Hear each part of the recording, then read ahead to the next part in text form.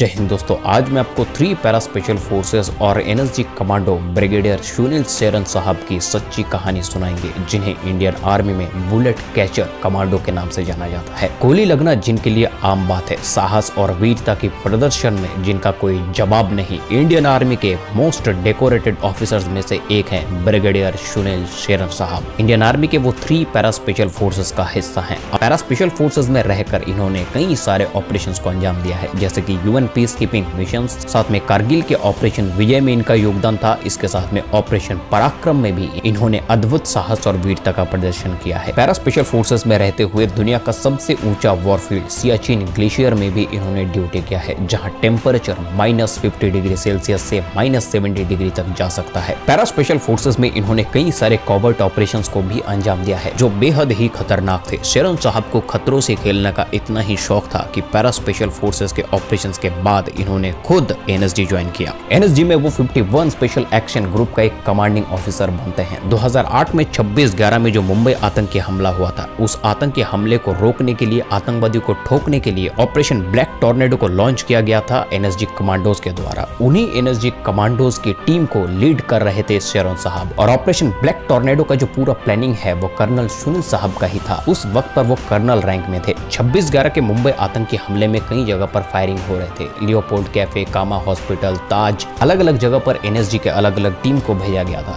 लेकिन ताज में लीड कर रहे थे शेरन साहब। शेरन साहब के अंडर में ही मेजर संदीप उन्नीकृष्णन साहब भी थे। ऑपरेशन ब्लैक टॉर्नेडो में 60 घंटे तक जो एनएसजी ने ऑपरेट किया था, उस पूरे ऑपरेशन को अंजाम दिया था सुनील साहब ने ही, और मुंबई जैसे शहर में इस खतरनाक ऑपरेशन को अंजाम दिया। हॉस्टेजेस को रेस्क्यू किया, टेररिस्ट को ठोका। ऑपरेशन ब्लैक टॉर्नेडो की पूरी प्लानिंग सुनील साहब का ही था। ऑपरेशन ब्लैक टॉर्नेडो में संदीप उन्नीकृष्णन साहब की जाने की बात नहीं थी, लेकिन कमांडिंग ऑफिसर सुनील साहब का परमिशन लेकर के मेजर संदीप उन्नीकृष्णन साहब ताज में गए थे, और वहीं पर एक हादसे में मेजर संदीप उन्नीकृष्णन को हम खो देते हैं। आज भी मेजर संदीप उन्नीकृष्णन साहब के फैमिली के साथ में ब्रिगेडियर सुनील शेरन साहब टच में है। जरा सोच करके देखिएगा, 2008 से कितने साल बीत चुके हैं, लेकिन फिर भी उस दिन उन्होंने एक ऐसे जाबाज सिपाही खोया जिसका दुख और दर्द वो आज तक नहीं भूल पाते हैं। सुनील साहब कहते हैं कि संदीप उन्नीकृष्णन एक निडर और जाबाज कमांडो थे, जिनकी भरपाई एनएसजी में कभी नहीं हो सकता, और जब भी वीरता की बात कही जाएगी तो मेजर संदीप उन्नीकृष्णन का नाम लिया जाएगा। इंडियन आर्मी के पैरा स्पेशल फोर्सेस में ब्रिगेडियर सुनील शेरन साहब को बुलेट कैचर के नाम से जाना जाता है। इसके पीछे कारण है, पैरा स्पेशल फोर्सेस एनएसजी में खतरनाक सर्विस के दौरान सुनील साहब को कई बार गोली लगी है, लेकिन बार बार वो गोली लगने के बावजूद भी सर्वाइव कर जाते थे।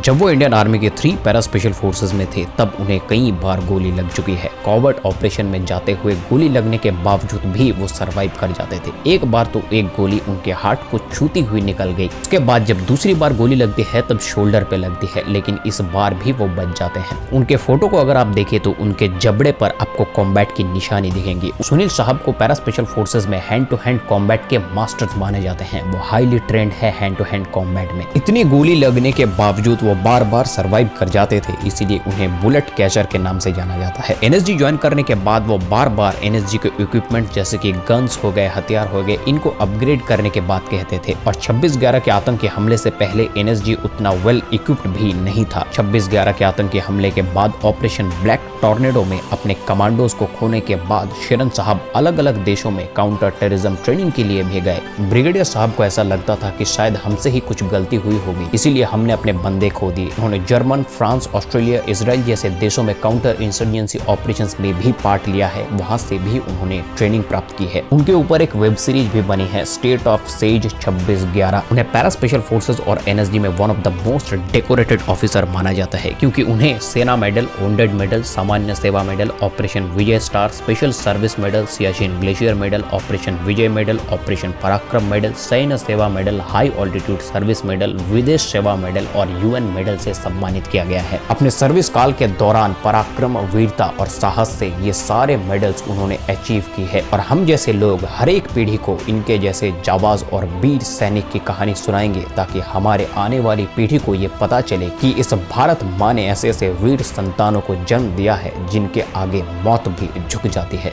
जय हिंद।